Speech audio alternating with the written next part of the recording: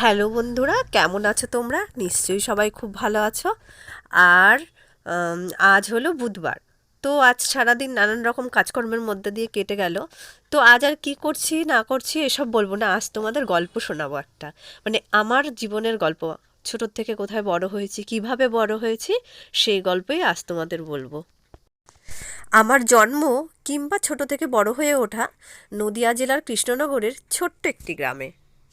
আমরা ছিলাম 5 বোন আর 3 ভাই। আর আমার বাবা ছিলেন একজন চাষি, চাষি মানে একদমই খাঁটি চাষি। তার সারাদিন কেটে যেত জমি জমা, চাষ আবাদ এসব নিয়েই। তার বাইরে তার ছেলে মেয়ে বা তাদের দিকে সেই রকমভাবে নজর দেওয়ার মতন তার সময় বা ছিল না। আর সেই সবগুলো দেখতেন আমার মা। তো আমাদের পড়াশোনা বা আমাদের অন্যান্য সমস্ত বিষয়গুলো কিন্তু মাই দেখতেন বেশি। আমার মায়ের আগ্রহে ভর্তি হলাম গ্রামের একটা ছোট্ট স্কুলে। তো তখন তো আর আশেপাশে নানান রকম স্কুল ছিল না, ওই একটাই স্কুল ছিল সারা গ্রামের মধ্যে, বা অনেকটা এলাকা জুড়ে একটাই প্রাইমারি স্কুল ছিল। তো ছোট থেকে সেই প্রাইমারি স্কুলেই পড়াশোনা। আর স্কুলটা ছিল আম, পাকা হলেও ওপরটা টিন আর নিচটা মাটি, আর টিন ফুটো হয়ে জল পড়তো। আমরা বাড়ি থেকে আসন বা বস্তা নিয়ে গিয়ে স্কুলে পড়তাম, বসতাম। আর আমরা ক্লাস 2-3 পর্যন্ত কিন্তু স্লেটেই লিখেছি, খাতা বা পেন এসব কিন্তু ব্যবহার অনেক পরেই করেছি। এই সময়টা কিন্তু 90-এর দশকের কথা বলছি। আর স্কুলে যাওয়ার সময় কিন্তু মা গিয়ে স্কুলে দিয়ে আসতেন না। আশেপাশের পাড়া প্রতিবেশী কয়েকজন বাচ্চা, মানে বেশ কয়েকজন বাচ্চা মিলে আমরা দল বেঁধে স্কুলে যেতাম।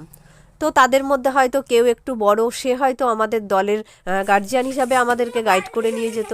স্কুলটা একদম কাছেও ছিল না, বেশ কিছুটা হেঁটেও যেতে হতো। আর ইটের এবড়ো খেবড়ো রাস্তা, যেতে যেতে অনেক সময় আমরা হুমড়ি খেয়ে পড়ে গিয়ে, হাঁটু ছুলে গিয়ে, কত যে আমাদের হাঁটুতে দাগ আছে যে স্কুলে যেতে যেতে পড়ে গিয়ে। স্কুলে ছিলেন 2 জন মাস্টারমশাই আর একজন দিদিমণি। আর ওখানে একটা বিরাট বড় বটগাছ ছিল, কখনো কখনো কিন্তু আমাদের ওই বটগাছের তলায় ক্লাস হতো, মানে বিশেষ করে গরমকালে কিন্তু বটগাছের তলাতেই ক্লাস হতো। আমরা কিন্তু ছোটোর থেকে স্যার বা ম্যাডাম বলতে শিখিনি, আমরা কিন্তু দিদিমণি আর মাস্টারমশাই বলেই ছোটোর থেকে বড় হয়েছি স্কুলের টিচারদেরকে।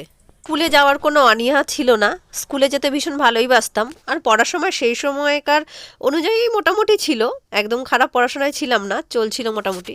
থেকে ফেরার সময়টাও কিন্তু একই ছিল, আমরা কিন্তু একা স্কুল থেকে ফিরতাম না, সব বন্ধুরা মিলে একসঙ্গে বাড়ি ফিরতাম। তো মায়ের উদ্যোগে বাড়িতে আসতো গৃহশিক্ষক, তার কাছে পড়াশোনা করতাম, কিংবা গৃহশিক্ষকের বাড়িতে গিয়েও কখনো পড়াশোনা করেছি। এই রকমভাবে চলছিল পড়াশোনা।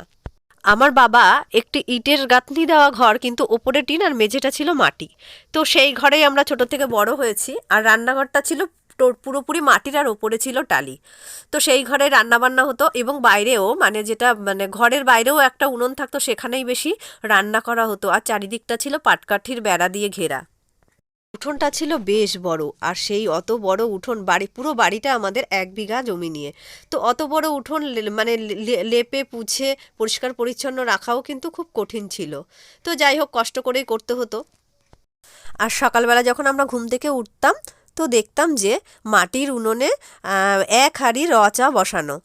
তো বাড়ির পরিবারের লোকজন তো খেতই, তার সঙ্গে কিন্তু পাড়া প্রতিবেশী কিংবা যারা জমির কাজ করতে আসতো তাদেরকেও দেওয়া হতো সেই চা। তারপর চাটা হয়ে যাওয়ার পর 2 কেজি চালের 1 হাঁড়ি ভাত বসতো। তারপর ভাতটা নামলেই বসে যেত 1 হাঁড়ি ডাল। আর ডালের পাশে ছিল মাছ মাংস, এই ধরনের কিছু, কারণ আমার বাবা কিন্তু মাছ মাংস ছাড়া খেতে পারতেন না বা খেতেন না। আর সকালের আমাদের জলখাবার ছিল ভাত, গরম গরম ভাত, ডাল, আর সঙ্গে হয়তো কোনো সবজি। তারপর দুপুরে, সকালের খাবারের পর দুপুরেও কিন্তু ওখান থেকে ভাতটা থেকে যেত, সেই ভাতটা কিন্তু দুপুরে খাওয়া হতো। তারপর আবার রাতে আবার রান্না হতো, রাতে আবার খাওয়া হতো।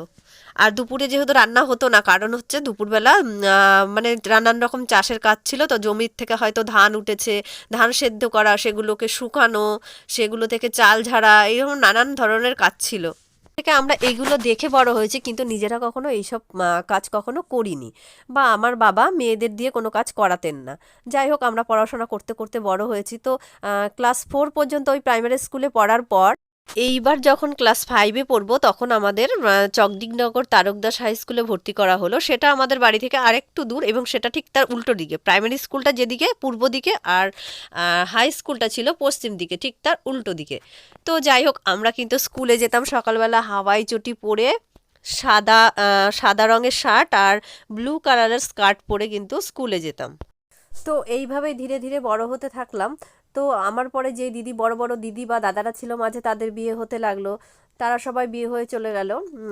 আর আমার আগের যে দিদিটি ছিল, সেটা যখন আমি মাধ্যমিক দেব তখন আমার সেই দিদির বিয়ে হলো, মানে 2000 সালে, মানে যে বছর, সেই বছর ভীষণ বন্যা হয়েছিল, তো সেই বছর আমিও মাধ্যমিক দিয়েছিলাম।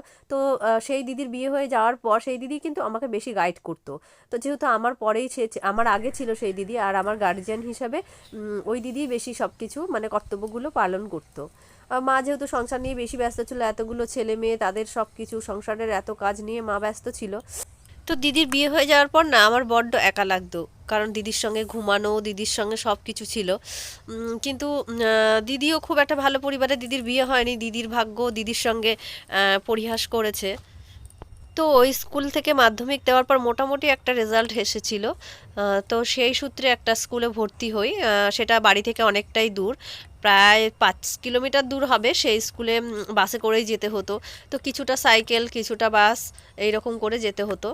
আর আমার সাইকেল ছিল না প্রথম প্রথম, কিন্তু আমি হেঁটেই যাতায়াত করতাম। সকালে ঘুম থেকে ভোর 6টায় উঠে পড়তে যেতাম, আবার 1 কিলোমিটার হেঁটে যেতাম, তারপর বাসে, আবার ওই রকমভাবে বাড়ি এসে আবার ওই রকমভাবে হেঁটে গিয়ে মানে স্কুলে যেতাম। ওই সময় আমার দাদার উদ্যোগে আমার ছোটদা আমার কষ্ট দেখে তাড়াতাড়ি করে একটা সাইকেল কিনে দেন। সাইকেলটা পাওয়ার পর আমার বেশ সুবিধাই হলো, কিন্তু পাকাপোক্ত সাইকেল চালাতে কিন্তু পারতাম না, কতবার যে পড়ে যেতাম তার কোনো ঠিক ছিল না। তো এই রকমভাবে চলতে চলতে উচ্চ মাধ্যমিক পাশ করলাম। ওই স্কুল থেকে পাশ করার পর শান্তিপুর কলেজে ভর্তি হলাম।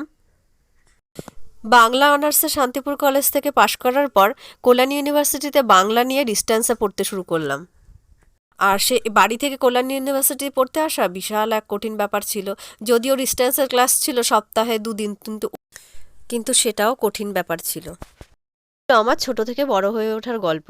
তো আজকের গল্পটা এখানেই শেষ করছি। তোমরা খুব ভালো থেকো আর আমাকে সাপোর্ট করো।